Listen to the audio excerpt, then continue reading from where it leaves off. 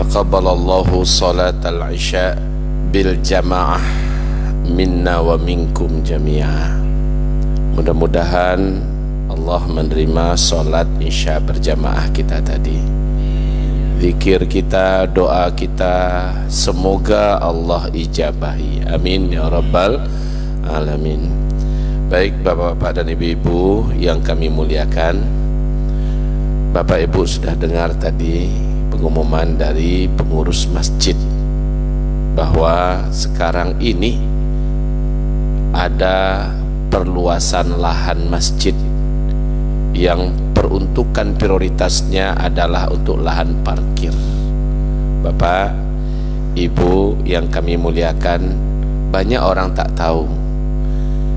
Sebagian besar umat menyangka kalau sudah bukan untuk pembangunan fisik masjid, enggak terhitung masjid itu, pahalanya beda kata mereka. Allah cuma untuk parkir, berapa pahalanya? Sehingga semangatnya tidak seperti semangat saat untuk dibangun masjid.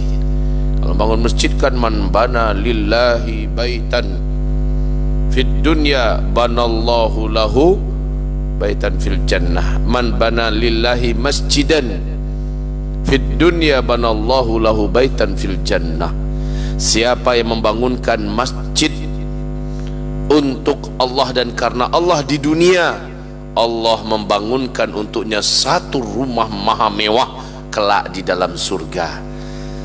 Jadi yang terfikir sama orang yang dengar dan baca hadis ini hanyalah yang untuk dari dinding masjid, teras masjid sampai ke dalam, itu aja. Kemudian yang di luar buat tempat wudhu, ya, buat tempat parkiran atau apapun fasilitas masjid, itu nggak terhitung masjid. Sebuah kesalahan dan kekeliruan dalam pemahaman. Bapak membangun 1 meter di sini dalam masjid. Bapak membangun 1 meter atau membeli lahan untuk parkiran di luar 1 meternya, nilai pahala yang di luar dengan yang di dalam saf pertama itu sama nilainya. Itu yang harus diingat, sama nilainya, pahalanya. Jadi alhamdulillah tadi disampaikan sudah dapat lahan. Ini masih tengah kota Pekanbaru kan? Masih ya. Wajar sekali kalau langka bisa mendapatkan lokasi untuk perluasan lahan masjid. Sekarang untuk parkiran, sebanyak apa kendaraan yang beredar di tengah kota Pekanbaru, ada masjid tapi nggak punya tempat parkiran, itu miris kita Pak. Masjidnya ada, parkirannya nggak ada, orang jadi malas datang. Orang jadi malas untuk sholat di situ, nggak ada parkiran. Saya lihat tadi pas masuk, di mana parkir ini? Nggak ada. Ternyata dapat kabar gembira, sudah ada lahan yang mau kita bebaskan. 1000 meter, Mak Jangwei besarnya lagi, luas. 1000 meter tuh luas itu Pak.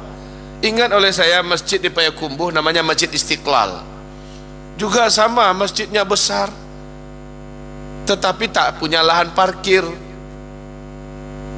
Lama di lobi warga masyarakat agar rumah-rumah yang ada sekitar masjid mau dijual ke masjid supaya diruntuhkan, dijadikan lahan parkir.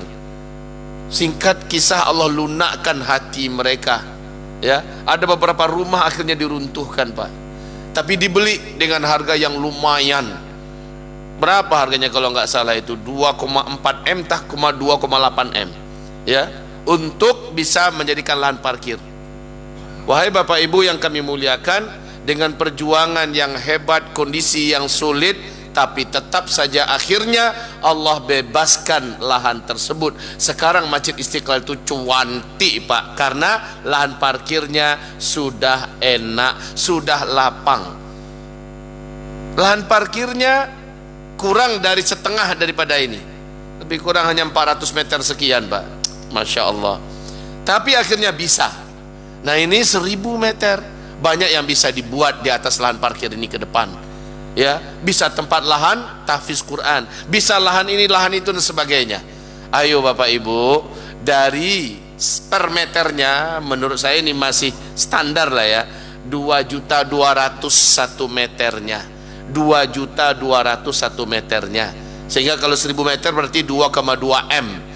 Itu kalau seandainya bapak ibu sendiri yang beli untuk bangun rumah sendiri, mungkin ada 1-2 orang di antara kita yang memiliki kemampuan bisa beli langsung itu. Nah sekarang untuk rumah Allah subhanahu wa ta'ala, untuk rumah Allah subhanahu wa ta'ala, yang tak apa-apa yang akan terjadi dibangun di atas itu untuk kemaslahatan agama Allah. Kalau kita kait-kaitkan dengan hubungan kajian kita tadi awal-awal, mana yang harta kamu, mana yang harta bukan milik kamu. Kembali kita pada kajian itu, yang harta kamu yang kamu kirim duluan sebelum kamu yang pergi, itu yang harta milik kamu. Sementara yang harta milik orang lain, kamu yang susah payah mencarinya, kamu habiskan umurmu untuk mengumpulkannya, lalu kamu coba-coba merawatnya, ternyata kamu meninggal, kamu pergi dan dia kamu tinggalkan, dinikmati oleh orang lain, sementara yang dihisap nanti adalah kamu. Itu bukan hartamu, tapi harta orang lain yang ada di tanganmu. Wahai bapak-bapak dan ibu-ibu, saya tak perlu lagi mengatakan panjang lebar tentang masalah ini. Yang penting, setiap orang yang mati meninggalkan dunia, Allah yang menyebutkan dalam Al-Quran, seluruh mereka minta balik lagi ke dunia. Apa yang mereka minta ketika mereka minta balik ke dunia? Ya Allah, ya Allah, kembalikan aku ke dunia. Aku akan sedekahkan apa yang aku kumpulkan dulu. Aku akan sedekahkan. Ini permintaan orang-orang yang sudah meninggal. Kembalikan aku ya Allah, aku ingin sedekah sebentar aja, nggak bisa 1 jam, 10 menit aja saya ingin sampaikan. Harta yang dianu, sedekahkan. Aku ingin bawa ke akhirat. Karena mereka tahu Pak, apa yang akan menolong mereka itu nanti di seberang kematian, yaitu apa yang dia cari, apa yang dia kumpulkan di dunia ini. Nah bapak-bapak, ibu-ibu, di malam hari ini saya menggugah, ya Allah ya Rabbi, satu ya Allah ya Rabbi, Masya Allah, ayahanda ambo yang tercinta, ambo taubana 109 tahun umurnya, ya 109 tahun.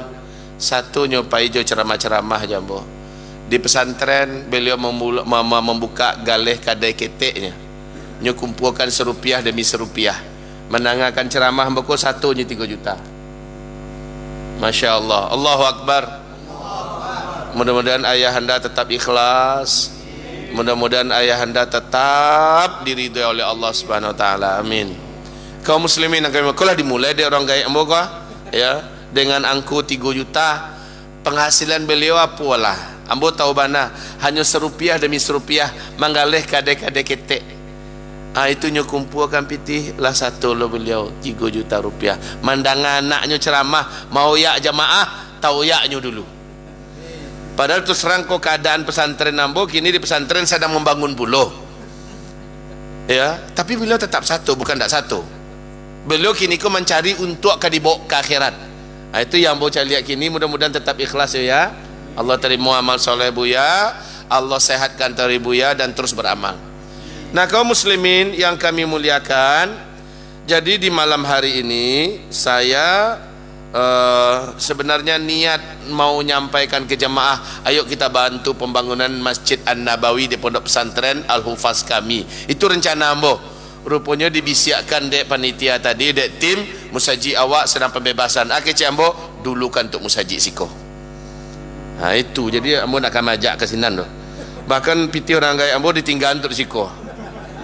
Nah ada awak tetap bangga, awak tetap bersyukur, dan agama Allah tetap agama Allah di masa bumi dipijak. Ya Bapak Ibu yang kami muliakan, jadi malam hari ini Bapak Ibu saya imbau dari hati Bapak Ibu yang paling dalam, pencarian Bapak Ibu bau lah, kalau tidak kesadonyo sebagiannya bau, bawa supaya amalan Bapak Ibu yang orang beramal di masjid ini ngalir terus kepada Bapak Ibu dan sekeluarga sampai hari kiamat insyaallah ta'ala. Dan dengan ini per meternya adalah 2,2.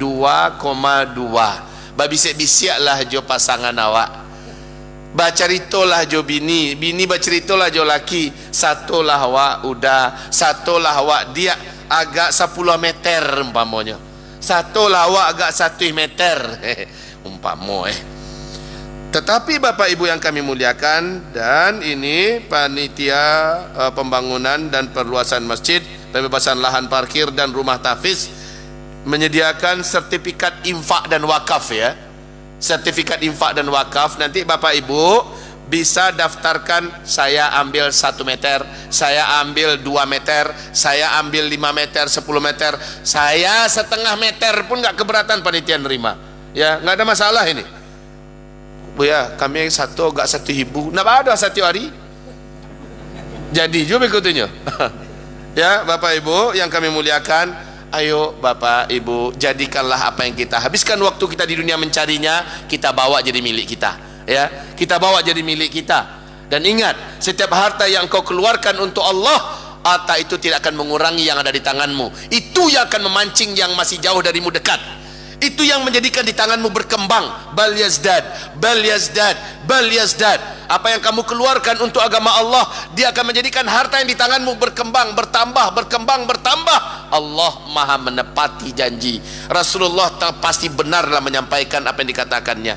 Jadi Bapak Ibu, di malam hari ini saya memulai mengajak kita, malam ko tangguh rape dulu.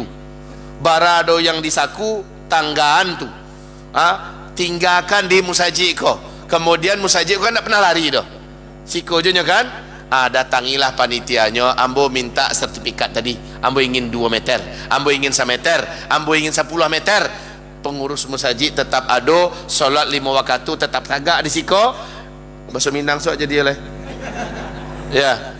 Jadi Bapak Ibu, malam hari ini kita dengan bismillah. Ibu-ibu, simpanan ibu yang ada di lemari itu mulai dari kini niatkan yang di lemari itu, ya Allah, jadi tabungan ambo tuh, tabungan sabananya.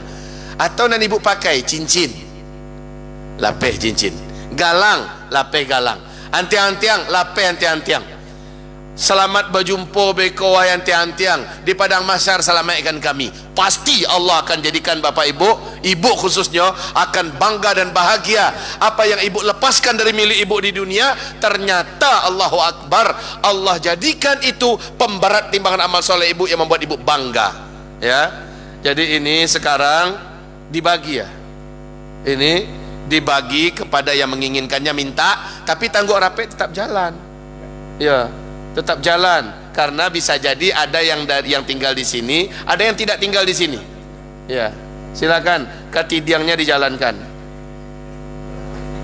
Ancak bahasa Indonesia apa ya? Katidiangnya dijalankan.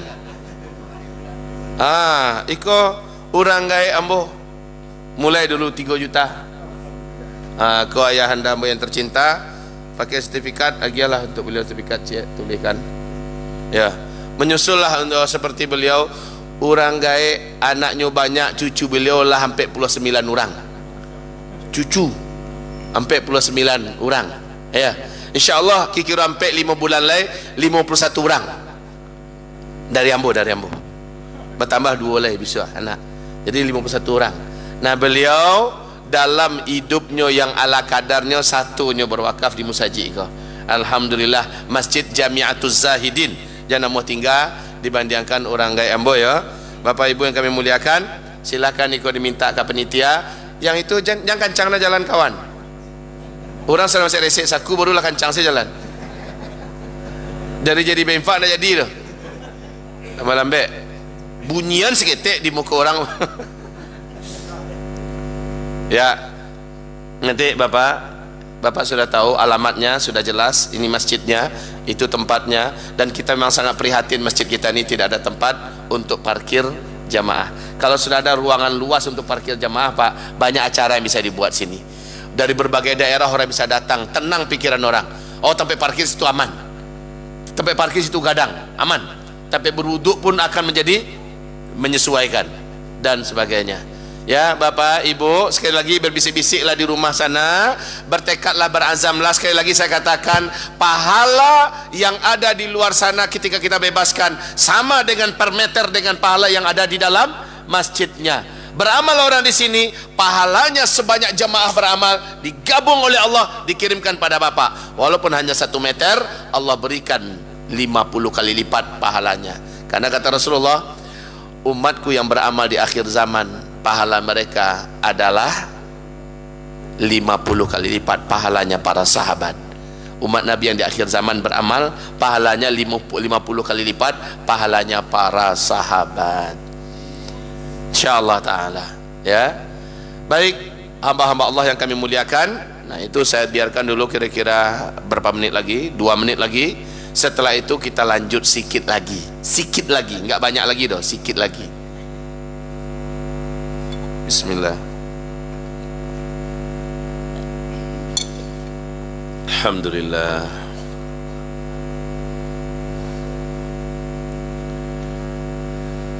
Alhamdulillah.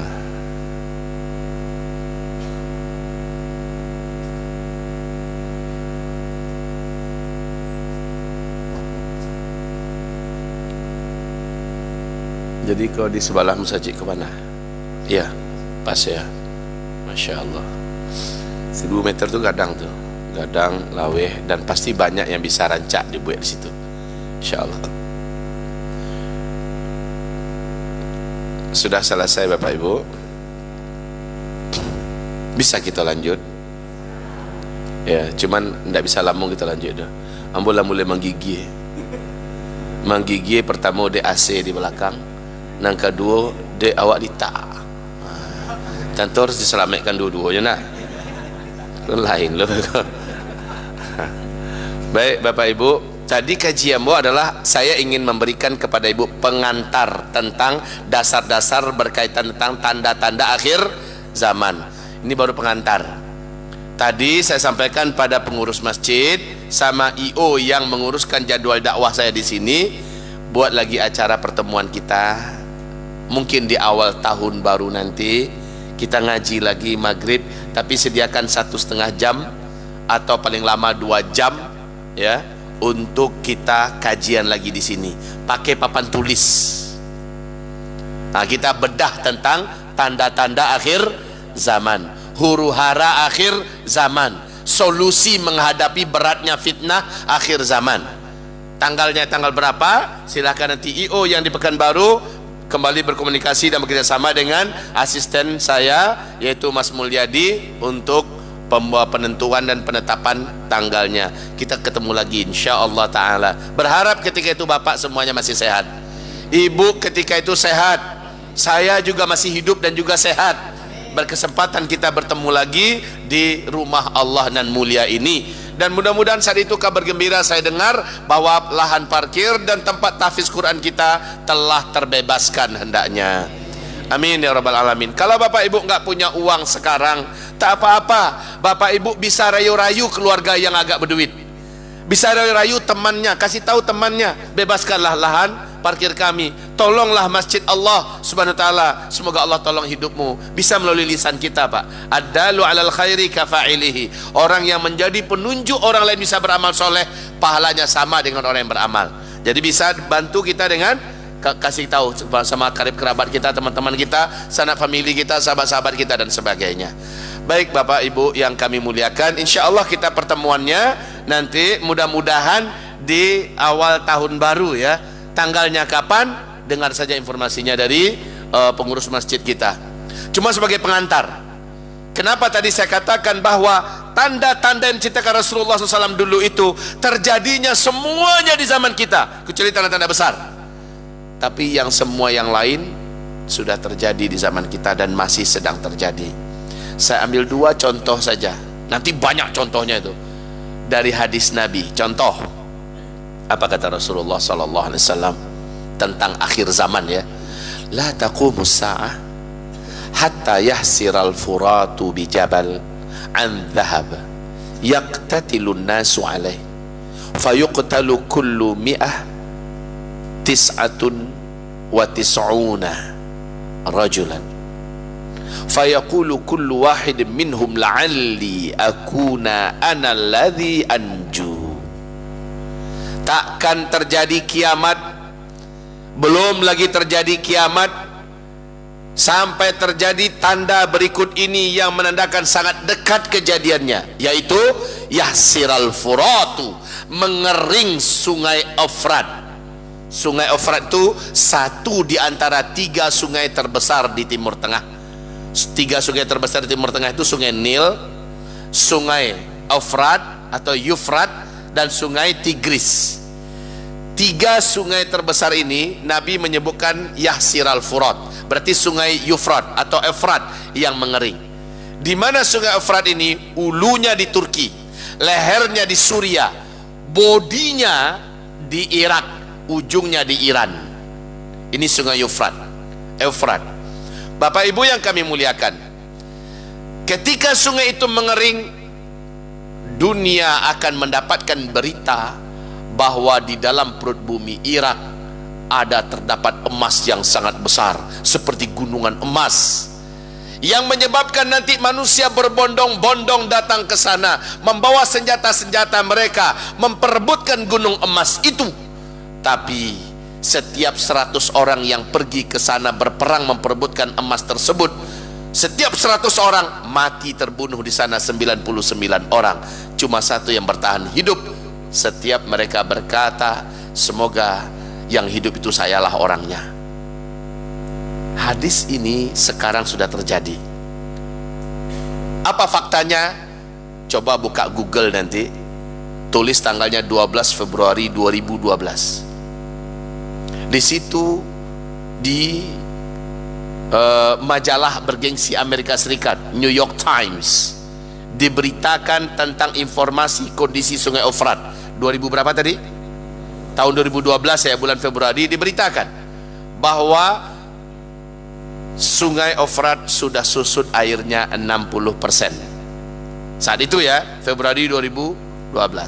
Menurut para pakar dan ahli dan para pengamat kami, sungai Eufrat ini akan kering di tahun 2013. Ternyata benar. Maret 2013 sungai Eufrat mengering, Pak, sampai sekarang. Dan yang paling mengejutkan adalah pernyataan George Walker Bush atau George Bush. Masih tekan apa Ibu, siapa jaga? Masih ingat siapa makhluk satu ini? Sang penumpah darah manusia, ya. George Bush dengan pongah dan sombong di depan Gedung Putih mengumumkan, satelit kita, maksudnya satelit Amerika Serikat ini, telah menemukan adanya potensi emas yang sangat besar dalam perut bumi Irak. Amerika Serikat sebagai polisi dunia akan memastikan emas ini aman dari tangan-tangan para penjahat yang tidak bertanggung jawab, KCWE. Padahal dialah yang penjahat itu. Tapi yang paling penting informasinya, satelit Amerika Serikat telah menemukan adanya gunung emas dalam perut bumi Irak. Sesuai nggak dengan hadis Nabi? Ini bukan cocokologi, tapi memang asli. Ini hadisnya, ini dalilnya, ini faktanya. Dan ini sudah cukup sebenarnya membuktikan kitalah yang dimaksud dengan akhir zaman itu. Itu cie. Yang kedua, cukup sampai 2 saja malam ini dulu. Dek lama gigi lutu. Yang kedua, ketika Nabi mengajak Muaz jalan-jalan ke daerah Tabuk. Daerah Tabuk itu kalau dari Madinah Al-Munawwarah itu 8 jam, dekat dengan Riyadh. Daerahnya panasnya nggak ketulungan, negerinya tandus, Pak. Tabuk itu ya, bebatuan. Sampai situ Nabi berkata kepada Muaz, Muaz, kau perhatikan baik-baik ya, daerah ini nanti akan bersalju. Kalau sempat daerah sini bersalju, Muaz, maka jarak ubun-ubun engkau dengan kiamat itu sudah sangat dekat lagi, sangat dekat, Muaz, kalau daerah ini sudah bersalju. 2009 dunia gempar, seluruh media memberitakan salju pertama kali turun di Tabuk, masih di bawah 1 meter. Setiap mobil yang lewat pasti berhenti, Pak. Mereka mengumpulkan salju, mereka bermain-main. 2010 salju sudah semata kaki, 2011 salju sudah di atas mata kaki. Sehingga di hari Jumat di Masjidil Haram, Imam Masjidil Haram Syekh Saud Shuraim dalam khutbahnya dengan suara yang menggelegar dan bergetar, beliau sampaikan, hai umat Nabi Muhammad, sadarlah kalian, inilah akhir zaman. Sekarang salju sudah menyelimuti dan menutupi daerah Tabuk. Itu waktu itu ya. Sekarang saljunya di bulan sekarang, di jam sekarang sudah sampai 1 meter, Pak, di Tabuk. Dan bahkan salju itu sudah mulai merambah dan mendekati daerah Mekah Madinah. Beberapa kali orang sedang tawaf di Masjidil Haram sudah mulai kejatuhan air hujan es. Ya, Masya Allah.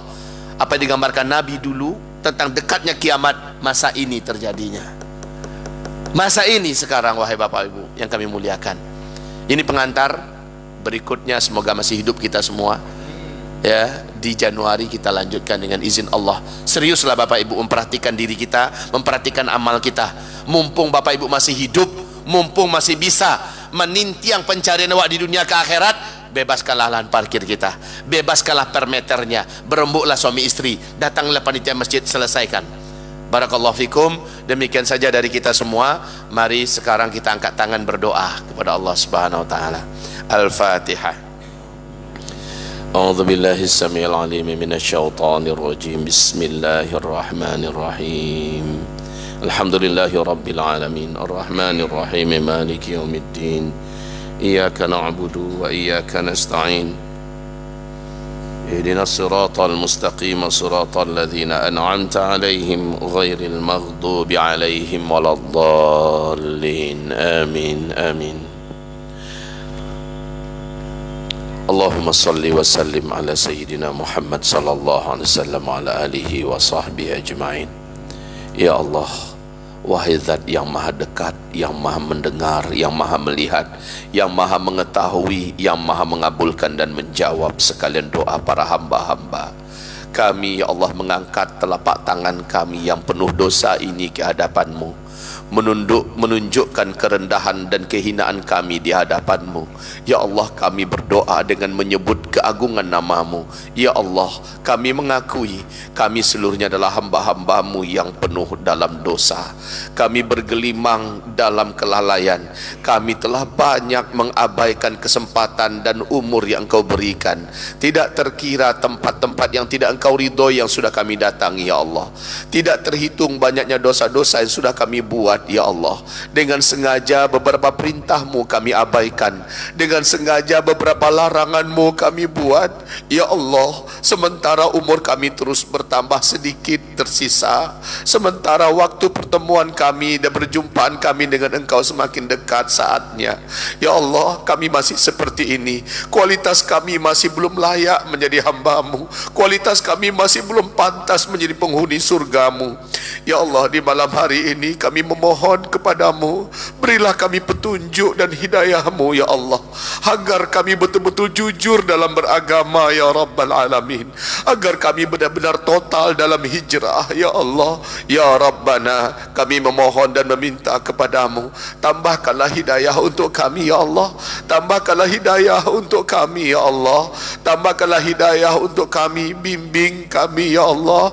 Jangan Engkau biarkan kami hanyut dalam buayan nafsu dan rayuan syaitan yang terlaknat. Janganlah Engkau biarkan kami hanyut dengan ketamakan dan ambisi duniawi kami, ya Allah.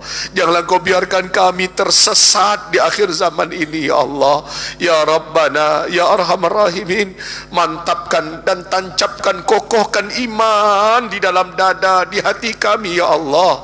Ya Rabbana, jadikanlah kami hamba-hamba-Mu yang sangat mencintai-Mu, mencintai Rasulullah, mencintai agama ini melebihi cinta kami kepada apapun saja. Jadikanlah kami sujud adalah hobi kami, zikir adalah kesenangan kami, baca Quran adalah hiburan kami. Jadikanlah ya Allah beribadah kepadamu adalah hal yang menyenangkan bagi kami. Berikan kami rasa jijik, benci, muak dan takut kepada dosa dan maksiat, ya Allah, serta tempat-tempat maksiat dan berteman dengan para ahli maksiat. Jadikanlah kami seluruhnya, ya Allah, mencintai apa yang akan kami hadapi setelah kematian kami, ya Allah. Kami cinta surga, kami cinta keselamatan di padang mahsyar, kami cinta dimanjakan dan disenangkan di alam barzakh. Berilah kami seluruh yang kami cintai dengan mempersiapkan diri sebaik-baiknya di dunia ini, ya Allah. Ya Rabbana, ya Allah, ya Arhamar Rahimin, kami ikut berwakaf, berinfak untuk masjid, ya Allah, membebaskan lahan meter demi meter. Maka jadikanlah apa yang kami lakukan itu, ya Rabbal Alamin, dalam ridha-Mu. Jadikanlah ini asbab bersihnya harta kami, ya Allah. Jadikanlah ini sebab bersihnya jiwa-jiwa kami yang kotor, ya Allah. Jadikanlah ini asbab terbukanya pintu-pintu rezeki kami, ya Allah. Jadikanlah ini asbab bahwa kami layak untuk Engkau sayang dan Engkau cintai, dan jadikanlah ini asbab anak-anak kami yang masih jauh dari agama dapat hidayah ya Allah. Jadikanlah ini asbab anak-anak kami yang kecil menjadi hafizah Al-Quran ya Allah. Ya Rabbana, tolonglah ya Rabb, sempurnakanlah niat kami, sempurnakanlah doa kami dan cita-cita kami. Allahumma Rabbana, jadikanlah masjid Jami'atuz Zahidin ini ya Allah menjadi masjid yang makmur, dengan diisi oleh orang-orang yang beriman, didatangi oleh orang-orang yang beriman, dipenuhi oleh kegiatan-kegiatan yang bermuatan iman dan hidayah ya Allah. Allahumma Rabbana amin. Allahumma Rabbana ya arhamar rahimin ya mujibas sailin. Rabbana falakal hamdu kama yanbaghi li jalali wajhika wa azimi sultanika. Ya Allah, siapapun yang sudah berderma, berinfak dan berwakaf untuk masjid ini, untuk perluasan lahannya, maka tumbuh kembangkanlah hartanya dalam barokah ya Allah. Barokahi pula lah anak keturunannya ya Allah, dan selamatkanlah beliau dunia dan akhiratnya ya Allah, dan banggakanlah dia di hadapan para malaikat-malaikatmu yang ada di langit sana ya Allah. Ya Rabbana, berikanlah untuknya ganti yang lebih banyak dan lebih mulia di dunia dan di akhirat ya Allah. Allahumma amin, Allahumma amin, Allahumma amin.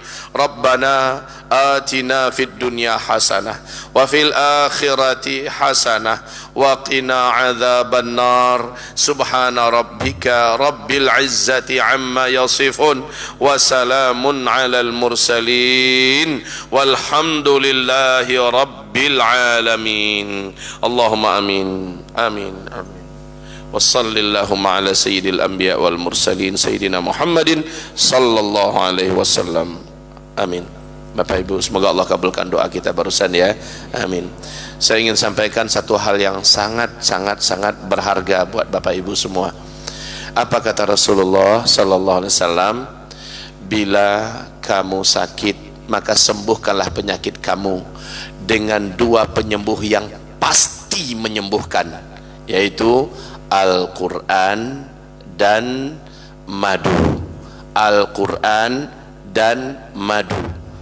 Saya kemana ceramah pasti bawa selalu madu yang telah kami produksi, kami kemas setelah diruqyah dengan ayat-ayat Allah, ayat-ayat syifa penyembuhan, ayat-ayat penghancur sihir, ayat-ayat penghalau gangguan jin, sihir dan setan dan sebagainya, lalu didoakan dengan doa-doa Nabi dan doa kami pribadi. Ya Allah, siapapun yang mengkonsumsi ini, apapun penyakitnya, apapun penyebab sakitnya, sembuhkan hambamu itu ya Allah. Ini doa kami ketika kami meruqyah madu ini. Tahu enggak Bapak Ibu, madu ini telah kami dapatkan tak terkira banyak testimoninya orang-orang yang telah Allah sembuhkan, karena kualitas madunya yang tinggi dan juga pelaksanaan ruqyahnya yang totalitas sesuai sunnah. Dan saya informasikan hal yang paling berharga, keuntungan madu ini 100% adalah untuk agama Allah Subhanahu wa taala. Makanya saya dengan sangat percaya diri menyampaikan ini dalam setiap pengajian. Tidak terkira yang sudah ditolong melalui keuntungan madu ini untuk segala yang mulia. Membiayai beberapa santri kita, hampir 30% Pak. Kita biaya santri kita di pesantren yang tak mampu bayar, fakir, miskin, anak yatim. Dari sini kita tarikkan dananya. Kita biayai guru-guru kita yang kita gaji, dari sini kita tarik dananya. Kita membangun masjid kita membangun fasilitas asrama pesantren, juga dari sini kita tarikkan keuntungannya. Kemudian kita beasiswai beberapa santri kita ke Timur Tengah ya, dari sini pula kita ambil keuntungannya, dananya. Maka Masya Allah, Bapak Ibu dapatkan madu terbaik dengan kualitas yang sudah diruqyah. Bapak mendapatkan kesembuhan, Bapak Ibu mendapatkan juga tambahan tabungan amal soleh. Bapak Ibu dapatkan ini di luar sana ya, ada di luar sudah disediakan standnya. Niatkan ya Allah, sembuhkan hamba, sembuhkan keluarga hamba, dan jadikan ini pemberat timbangan amal soleh hamba ya, dengan madu yang sudah ada ini. Cara mengkonsumsinya, sebaiknya sebelum makan minum kita konsumsi ini dulu. Paling baik itu adalah langsung mengkonsumsinya kayak meminum air. Kayak meminum air. Walaupun dia kental, kadar airnya cuma 20% ya. Tetapi kalau Bapak Ibu coba dengan sendok, bisa dikunyah. Ibaratnya begitu. karena kualitasnya yang sangat tinggi. Wahai Bapak Ibu yang kami muliakan, konsumsilah dalam jumlah yang banyak, maka jangan khawatir beko diabetes ambo menjadi beko gula darahmu tinggi. Kalau madunya madu asli, insya Allah Bapak Ibu justru akan disembuhkan oleh Allah Subhanahu Wa Taala. Penyakit Bapak akan diangkat oleh Allah. Ya, itu yang pertama. Kemudian yang kecil ini namanya qistul hindi atau kustul hindi. Ini yang sering dipromosikan oleh Ustadz Adi Hidayat, tetapi beliau juga punya tim sendiri, dan ini sudah kami ruqyah. Hanya 2 negara di dunia ini yang memproduksi, yang alamnya bisa menumbuhkan qistul hindi, yaitu Arab Saudi dan India. Jadi ini kita impor, lalu kita campur dengan 7 herbal pilihan dalam Al-Quran, dalam hadis. Setelah itu diruqyah Pak, diruqyah juga. Ini berkaitan dengan gangguan pernafasan, paru-paru, jantung, asma dan sebagainya, ya, hidung dan sebagainya. Cara mengkonsumsinya, teteskan di bawah lidah, 1 tetes atau 2 atau 3 tetes. Dia mengandung min yang sangat tinggi sekali. Kalau Bapak tak sanggup, buka saja air, teteskan 1 atau 3 tetes, maka konsumsi. Untuk informasi yang sangat menggembirakan, sudah puluhan ribu orang pasien positif COVID, ketika mereka isolasi mandiri di rumah, mereka teteskan ini 3 hari 4 hari berturut-turut, mereka negatif total, sembuh total Pak. Luar biasa ya. Ini juga tersedia di luar. Jadikanlah ini bekal kita untuk berjaga-jaga untuk kepentingan keluarga kita sambil menambah tabungan akhirat kita. Demikian, mari Bapak Ibu baca surat Wal Asri bersama-sama. A'udzu billahi minasyaitonir rajim. Bismillahirrahmanirrahim. Wal 'asri innal insana lafi khusr illa alladhina amanu wa 'amilus solihat wa tawasaw bil haqq wa tawasaw bis sabr. Allahumma rahamna bil Qur'an wa sadaqallahul azim. Baca doa kafaratul majlis. Siapa yang baca doa ini, kata Nabi, sebelum dia berdiri dari tempat duduknya masing-masing, Allah gugurkan seluruh dosa-dosa kecil yang terlanjur ia buat sebelum itu. Dibaca Bapak Ibu. Subhanakallahumma wa bihamdika asyhadu an la ilaha illa anta astaghfiruka wa atubu ilaik walhamdulillahi rabbil alamin. Wabillahi taufiq wal hidayah. Mohon maaf lahir dan batin. Assalamualaikum